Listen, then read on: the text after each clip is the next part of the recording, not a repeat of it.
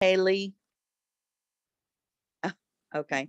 Haley, would you like to introduce yourself and tell us about your business and your blog and your Sure. I mean, if presentation? you want, I can dive right into my presentation. I have a little slide in there with an introduction, if that works for everybody. I can try to Works. share my screen here. But Thank yes, my name's Haley Giambalvo. I'm located here in San Antonio, and I'm part of the Native Plant Society here in San Antonio. And I really appreciate you guys inviting me to chat with you today. This is a presentation I also gave to the San Antonio chapter back in October. Let's see if that can work here. You guys can see my screen okay? Yes. Great. Let me see if I can using this. All right. So yes, I'll introduce myself here in a second. I just wanted to start quickly with this quote. It's from Doug Tallamy, which I'm sure many of you are familiar with. He is a leading thinker and scientist, researcher in backyard conservation. And I just really love this quote because I thought it was the perfect kind of synopsis of the journey that I've been on the last couple of years, from going from someone that really didn't know what native plants were to becoming a real native plant enthusiast. So it says, knowledge generates interest, interest generates compassion, compassion generates action, action generates change. And I'm sure many of you have also experienced that as well. The more we learn, the more we want to take care of our native plants and change our own yards and encourage others to do the same. So kind of three areas I want to talk about today. The first is just kind of my experience growing native plants and experimenting with them in my yard. Just a few tips that I have for adding natives, although I realize I'm probably preaching to the choir here. This is more geared toward native plant newbies like myself, but maybe you'll find a couple interesting tidbits in my talk. And then the last section is just some specific plants that I really love for attracting different types of butterflies and other pollinators. Okay, so just a little bit about myself. Like I said, I am a native plant newbie. I've always enjoyed gardening though. I've been a long time flower gardener, primarily a container gardener. I lived in Chicago for 7 years downtown before we moved here to San Antonio about 8 years ago. So I had pots up on my roof deck, and that's where I really started gardening. And then we moved here to San Antonio, and I realized I had no idea how to grow plants in Texas. It was way too hot, and everything I bought ended up dying. So that was an experiment for me. But I do want to just caveat that I'm not an expert in native plants, not yet anyways, but I'm definitely a proponent of them, and I love learning about them. And where I really started to hear about what native plants were and why they matter was when I went through the Texas Master Naturalist program in 2020. Absolutely think it's a wonderful program that I highly encourage everyone to join and go through. They have chapters all around the state if you're not familiar with it. And it's just a great education in all things Texas ecology related. And I really was drawn to native plants through that and spent a lot of my volunteer hours at a couple native plant gardens here in San Antonio that I'll talk about here in a minute. Professionally, I am a blogger, as Peggy said. I've been blogging for the past decade, actually. I have a background in marketing as well. But my original site that I launched in 2011 is a crafting and home decor site called Design Improvised. And just in this last year, I decided to start Native Backyards as my second website to kind of apply my blogging experience to help get the word out to others about native plants. So people like myself that really didn't maybe know what exactly they are or why they're important or how to get started. So I started that website in November of 2020. Just in general, I'm a lifelong learner. I think I'll be spending the rest of my life learning about nature. There's just so many cool things to learn about. And as I mentioned earlier, I do have two daughters, ages 10 and 12. And I really hope that some of the things that I'm doing in our own yard and my curiosity toward nature will rub off on them eventually, and they'll become good stewards of our planet when they become adults. So I did want to tell you guys about two native plant gardens here in San Antonio. If you come into town, and perhaps you visited these, but they're really great to see some native plants, Texas natives firsthand. The first is one that is located at Phil Hardberger Park here in kind of north central San Antonio. It's located off of the military highway entrance. There's two different parts to the park, but this is off the military highway side. And it is maintained by the Alamo Master Naturalist, Alamo area chapter. And I love this garden because it's in full sun and it gets no supplemental watering. It's a few years old and all these plants are just thriving on their own with, very little maintenance other than the weeding and the seasonal pruning and those kind of things we do, but they don't require a lot of water. And this place is just always a buzz with butterflies and bees and birds. It's just a really neat place. So definitely check that out. There is a tall fence around it. And at first I thought that didn't seem very inviting, but it's to keep the deer out. The fence is open. You can come in at any time and explore it. And I like to see it kind of change throughout the year. So that's one. Wait, what's that again? This is at Phil Hardberger Park. It's a big city park here in central, kind of north central San Antonio. Yeah, definitely worth checking out. This other one is really kind of a hidden gem in San Antonio, and I don't think a lot of people are aware of it, but it's definitely worth a visit. It is located at the Headwaters Sanctuary. And the Headwaters is also kind of central San Antonio, right off of Highway 281 and adjacent to the University of Incarnate Word. It's a 53-acre nature preserve, the largest in the city of San Antonio. And located there is something called the Circle of Springs Garden, which is maintained by volunteers, including the master naturalists. And this is a big circle-shaped garden divided into 16 sections to represent, I think, 16 springs located in this area of Texas. And each of the sections has 3 different Texas native plants. It's really well maintained, and this is a fun place to visit as well. It's always got a lot of insect activity. Plants are beautiful during the spring and summer months in particular. So check that out. They have some great kind of walking trails and stuff around there too. So it's kind of a fun visit. That's at the Headwaters Sanctuary. So this is where I've been volunteering primarily the last 2 years, really learning a lot about these different natives from our area. And in addition, when I was first starting out, I read this book, which I'm hoping most of you or many of you have heard of and perhaps read. So I won't spend a lot of time on it, but if you haven't read it, I highly encourage you to. And also Doug Talamy gives a lot of great talks based on this book. So that's another way to kind of get the main takeaways from it. But some things that really struck me when I was first starting out was a few of these facts that 90% of plant-eating insects can only eat plants they've co-evolved with. So that means they need those natives, otherwise they don't have plants that they recognize as food.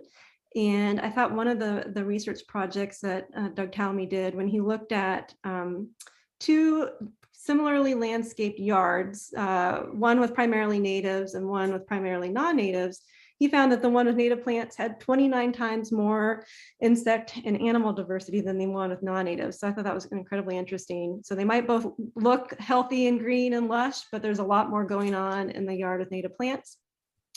Another big part about native plants is their role as host plants for butterfly and moth caterpillars.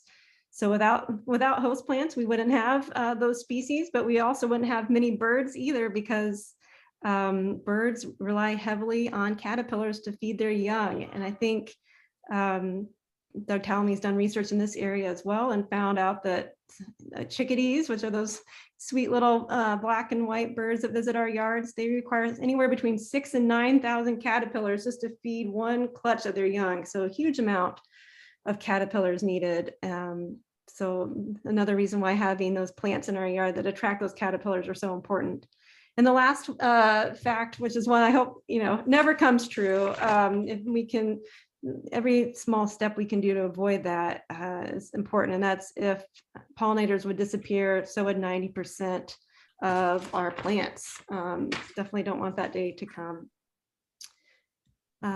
Just one other kind of takeaway from Doug Talamy's research is the notion of keystone species. So not all native plants are necessarily created equal when it comes to the amount of life they support. And if you can plant one native, it sounds like planting a tree, in particular an oak tree, like the one that was shared earlier, is really where you get your biggest bang for your buck, because they just support so many different butterflies and moths. And I have a list there of some of the other top host plant species for both trees and other plants. So just something to keep in mind, and something I had certainly never thought of or heard of before learning more and reading that book.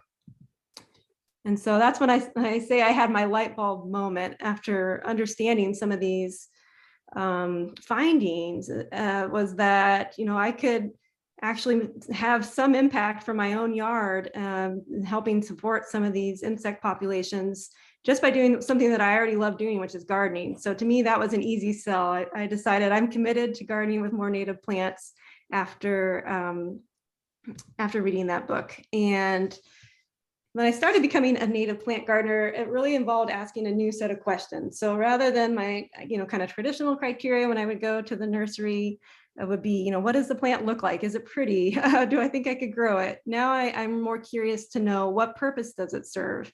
How is it serving as a host plant or providing other food for insects and wildlife? Rather than being concerned about pests eating my plants, I now want insects to be eating my plants. I get excited if I see that there's something that's been munching on one of my my native plants. And that's also brought a transition from being, timid or scared of bugs to being excited about them and wanting to learn more about them, and photographing them and uploading them to iNaturalist to try to identify them and learn more. And then lastly, from really wanting to, thinking, why don't more people know about this? I really wanted to make it my mission to help more people know about native plants and the difference they could make from their own yard. So that's where I decided to start Native Backyards. I thought it would be a great way to apply what I already knew about blogging to help get the word out to people that maybe hadn't really done the research yet to discover their local native plant society, or look at the research that's been done online about plants in their area. I wanted to kind of provide a resource, for an easy to understand resource for what natives are, how they can start growing them. I have lists of native plant resources by state, as I have people from all over the country coming to my site for information. So just trying to make it an easy to access source for people that are wanting to get started with native plants. Something kind of cool that I've done as part of my website and trying to develop a community of native plant lovers is I created something called the Native Backyards Challenge last year. And it's an email challenge that goes over the course of a month. We did one in the spring for spring planting, and then another one in the fall. And I had over 700 people sign up for it across the two challenges. And really the ultimate goal was just to get people to better understand what natives were and what types of plants were native to their local area, and find opportunities in their yard to swap in some native plants, with the kind of ultimate goal of adding 2 native plants to their yard at the end of the challenge. So it was real simple. I think people really enjoyed it. It gave them that little motivation that they needed to get started if they were new to growing natives. And it's something that I could plan on continuing to do this year as well. So if you want to join in on the fun, I have my QR code there. You can scan that, and that will add you to the Native Backyards newsletter. So once we start the challenge up, probably in May, you can be part of it. Okay. So now I'm going to take you on a little journey through the various states of my yard. So this is my backyard in San Antonio circa 2013 when we first moved into our house. As I said, we moved from Chicago, from a downtown condo. So I was super excited to have a yard and seeing all this lushness. I just thought, wow, this is great. I had no idea what was growing there. Obviously it was quite overgrown, but I didn't worry about it too much. Didn't really, wasn't very curious at the time. And so my first kind of tip for people that are kind of new to growing natives would be first know what you currently have growing in your yard. And it took me several years to get to that point, but now looking back at it, I know that this area around the fountain here was primarily some non-native plants, some of them invasive. And we do have some beautiful live oaks in our backyard, but beyond that, not a lot of great stuff happening here in this particular landscape bed. So I recommend to people take the time to identify what you currently have. There's some great plant ID apps out there like iNaturalist that can help you with that. And if you do find that you have some invasives, I would prioritize that area or as a way to potentially remove them if it's a possibility and swap in a better option. And that's kind of where we ended up here. This is our yard a couple years later, I think 2015. We had a landscaper come and kind of clean it up a little bit, make it look a little more manicured, but I still didn't really know what was growing there at the time. And I didn't realize that we were left with a Nandina forest, pretty much. This is the backside of our of our landscape bed. It just kept getting more and more dense. And then once I started realizing kind of what Nandina was, it's a plant originally from Asia. At this time of year, it has beautiful red berries on it. It's evergreen, so it's an attractive plant. But it, as I mentioned, it can be invasive here in Texas. Birds like to spread the berries and deposit them elsewhere, and it can grow in natural areas and kind of take over the like a forest floor. And so once I found that out, and also had heard at least of some isolated incidences of birds dying from eating the berries because they do have cyanide in them. I had these all around my bird fountain, and I love watching birds in my backyard. So I thought that's probably not the best plant to have if I want to attract birds. So that was where I really started making changes in my yard. I had a landscaper help me remove that, and I'll show you kind of what I replaced it with. But first, this is just a list of some of the invasives in our area of Texas. Probably many of you are familiar with these, and kind of once I started doing an inventory of my own yard, I found that we also had a privet tree that we had removed, and we still have a Chinese pistache. It's actually on the back side of our fence. It's technically city property. It's not ours, but it's right up against our fence line, and I'm hoping we can get that one removed as well. Just something good to know, just to educate yourself on what you have growing. That's the first step into making it better. So this was, I think, summer of 2020. So the Nandina was removed, and I've spent a lot of time since then, I should say, digging up roots, because even though that you try to remove all the roots, any little root fragment will resprout. And I think I've finally got a handle on it. I don't really see much anymore, but it does take some persistence to get rid of Nandina. But once that was gone, I was really left with a blank slate, and I had gone to the nursery and tried to find some native plants to add. And being a newbie at the time, I didn't get the probably the best selection I would have liked. I ended up getting some non-natives like the purple fountain grass that was behind my fountain, but I was really excited about just the new look and kind of starting down the path of growing natives. And one of the plants, the purple fountain grass, did not make it past the freeze last February. So that was an expensive mistake, but I've since replaced it with some more native plants. But that is where it was a year ago. Another area that I kind of started to tackle was the area behind our backyard. Like I said, it's this kind of gray zone. It's not really our property. I think it's the city property because we border like a green belt where the water runoff goes in heavy rains. And I think you can kind of do what you want with it as long as you don't put a physical structure there. So I started to create a wildflower bed. Last fall, my daughter and I, just with shovels and rakes, kind of cleared some ground. So we had some bare earth there, and I purchased several seed mixes from Native American Seed, which is my favorite source for great native Texas wildflowers.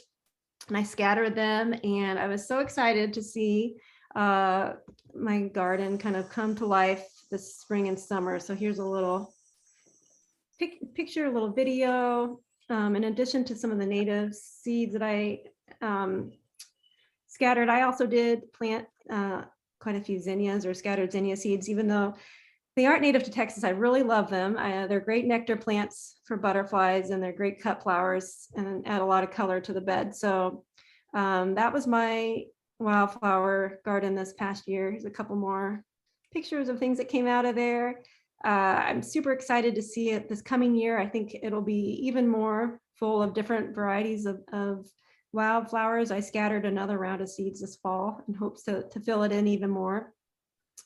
But that's a real simple way and an inexpensive way to get started growing natives by growing some of our beautiful Texas wildflowers.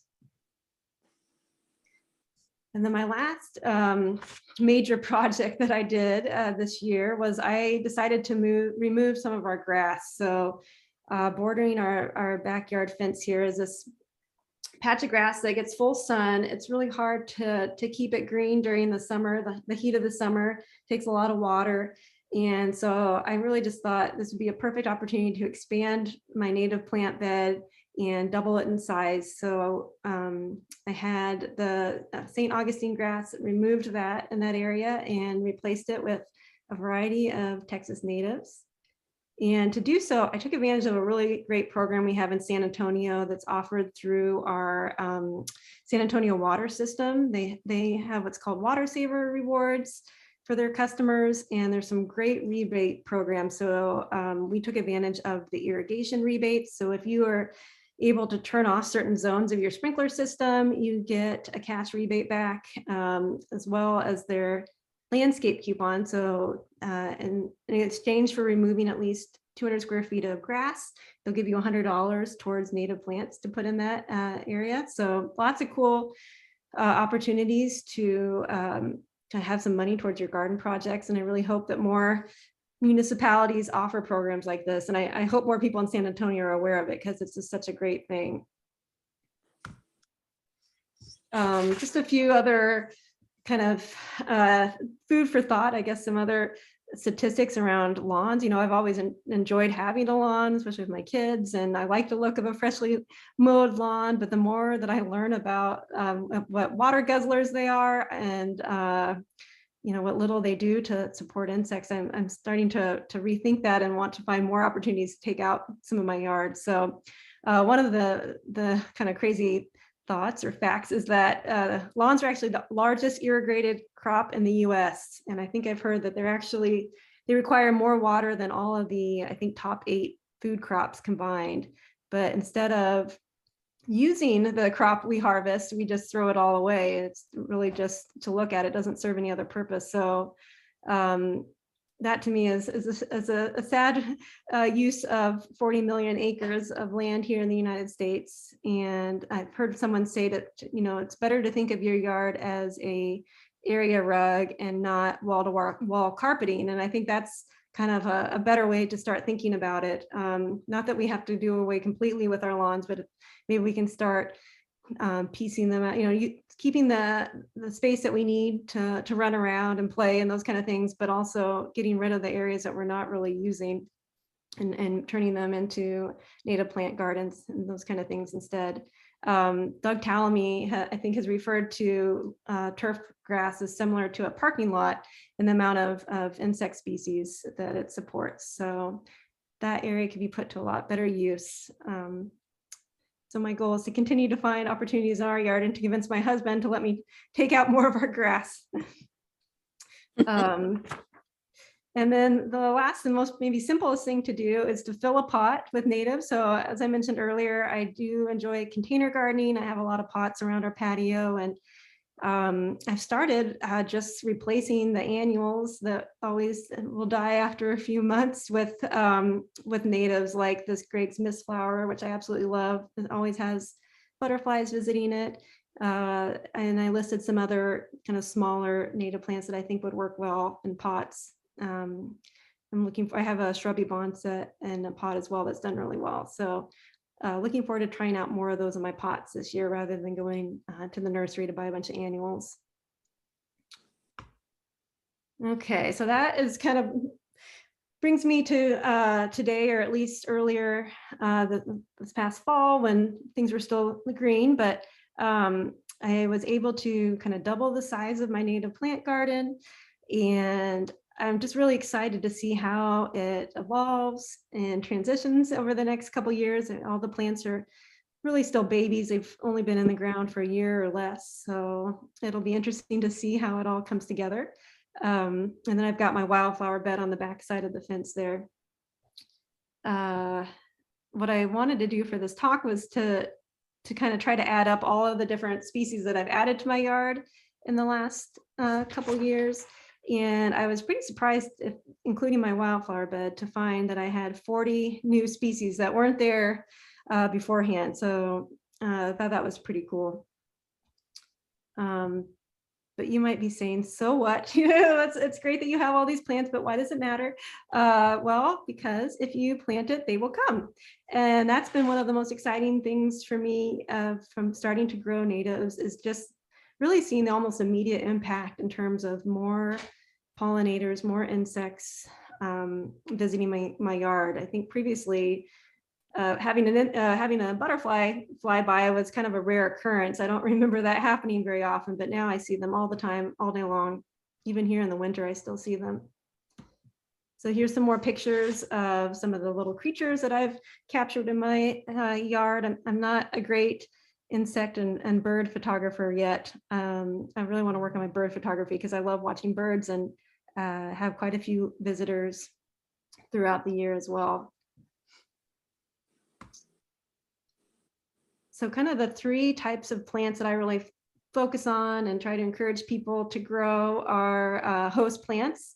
These are the ones that butterflies and moths rely on for their caterpillars. It's what they are able to eat.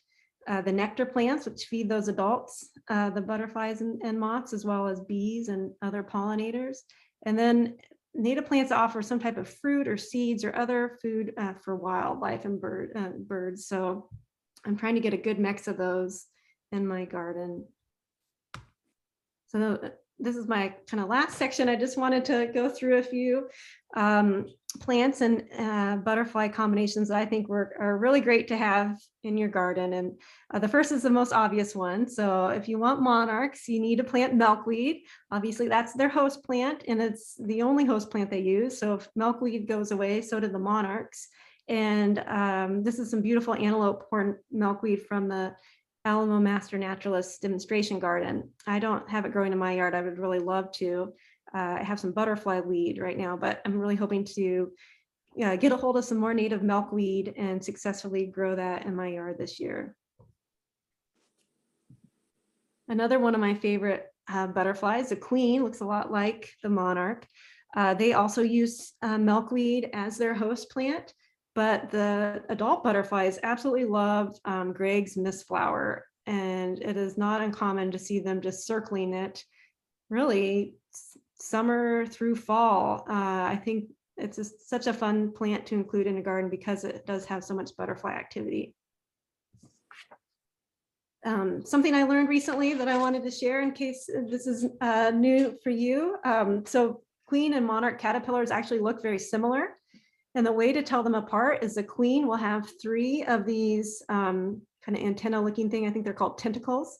They'll have 3 sets. Well, monarch only has 2. So if you're studying the caterpillars on your milkweed, you can tell if it's going to be a queen or a monarch by the number of tentacle sets they have. A queen will have 3 and a monarch will just have 2.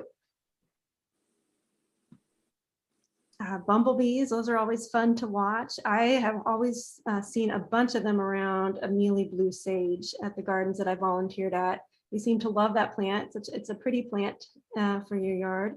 I have a cultivar of it in my yard called Indigo Spires that gets a ton of bees, both bumblebees and European honeybees as well, but it's a great pollinator plant.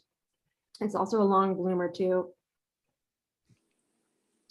If you want the bordered patch butterfly, which is a pretty little butterfly, you'll want to plant some sunflowers. I think common sunflowers are one of their host plants. I think they have a couple different ones, but I had some of these growing in my wildflower bed. And then one day this summer, I noticed that some of them were just covered with these bordered patch caterpillars. I thought that was pretty cool. Okay, this is probably one of my favorite Texas natives that I have growing. It's frog fruit, which is a really great ground cover for pollinators. And it's the host plant of this butterfly, the Phaon crescent.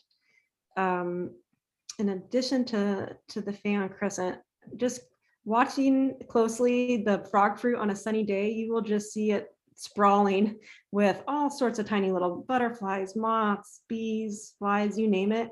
It's just really crawling with activity. I just love it. And it has the pretty white flowers on it. It's a great ground cover. A couple of vines. This is one that I've added to my yard, passion vine. It is the host plant for the Gulf fritillary caterpillar. Yes, for butterfly, and it's got these really cool blooms on it. You want to try to find a native version of it if you can. And just be aware, I think it is pretty darn aggressive.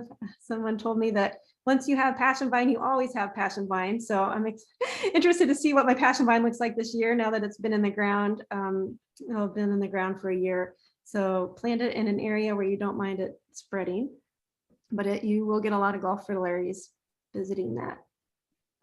And the last one is a vine that I don't have, but I want to add to my garden, and that is Pipevine, because that is the host plant for Pipevine swallowtails, which I think are beautiful butterflies. Other types of swallowtails use some of the herbs like parsley, dill, fennel. So if you have those in your yard, you're going to attract swallowtails as well. And then lastly here, I didn't want to forget about hummingbirds, who are some of my favorite birds, and also pollinators. I find that this set of 3 plants, all with kind of reddish tubular shaped blooms, really will attract the hummingbirds to your yard. So we've got flame acanthus, Turk's cap, and autumn sage. So to me, that's a winning combo. If you want to attract hummingbirds, there also will get plenty of butterfly activity as well. So just a few rules of thumb that I'm sure you guys are already doing or aware of. Definitely you want to purchase, when you go to the nursery, purchase by that scientific name. I tend to talk about plants using their common names, but I'm definitely write down the scientific name when I go to the nursery just to make sure I'm getting the right plant. I do try to prioritize host plants when I can. Really looking to aiming for as much diversity and bloom times and types of plants in my yard as I'm able to, avoiding pesticides, and above all, just trying to have fun, learning as I go, being okay making mistakes, and spreading the word to others whenever I can. And I'm sure you all are doing the same, being part of the Native Plant Society, but just a few ideas on how to spread the word. I think a lot of us are on social media, spending time on Facebook and Instagram, and get the opportunity to share photos of your garden this spring as it starts to come to life, and to talk about the specific plants you have growing, not only what they are, but what benefits they offer. Because I just think a lot of people have no idea, what host plants are, what pollinators are attracted to certain plants, and just show all the life that it brings to your yard. Use plain English, make it simple to understand, show people that insects are cool. They're not something to be afraid of or to kill. And then there's a lot of great Facebook gardening groups out there. People are always posting, asking for suggestions on what they should plant in their yard. And you can go on there and just gently suggest certain native plants and start the conversation going around those. I think we can all help spread the word. Just so you guys know, I started an Etsy shop because I am a crafter at heart, and I wanted to create some garden signs that people could purchase so they could show off their native plant garden. I have those on my Etsy shop. You can even get them personalized with your name if you want, or whatever words you want on there. And I've got some other things for native plant lovers, stickers and mugs and t-shirts and stuff like that. So you're welcome to check that out if you're interested. I'll just finish up with my contact information here. It's my email for my website. On Instagram and Facebook, I'm at Native Backyards. And then that's that QR code again, if you do want to join the newsletter, and that will get you into the Native Backyards Challenge as well. when we do it in the spring. So that is it. I'll stop my share here. Thank you. You are welcome. I've been following you a while, and I took down a lot of your information. And so I'll give it to Bob and Sarah and put it in our newsletter and website. And also people will have because we've been talking about taking field trips to San Antonio. That's what Ellen's been telling us forever about that one garden by Incarnate Word. Oh, So yeah. Well, we'll if have you to end check up doing it, let me know and I'd be happy to show you around. Okay, that's a cool idea. Yeah. Yeah, I started my garden 8 years ago. I think many of us are transplants, and it's always fun to look at it through fresh eyes. Oh, thanks. Yeah, it's been an exciting adventure for sure. And I know I have a lot to learn still. You know, part of me is hoping that whatever I put in the ground this last year actually is going to look good in 5 years and I didn't make a huge mistake on what I chose to plant. But, you know, I'm not afraid to move plants around and try out different things. So Haley, here's what's going to happen in about 3 years. You're going to be inviting friends over to help divide things up.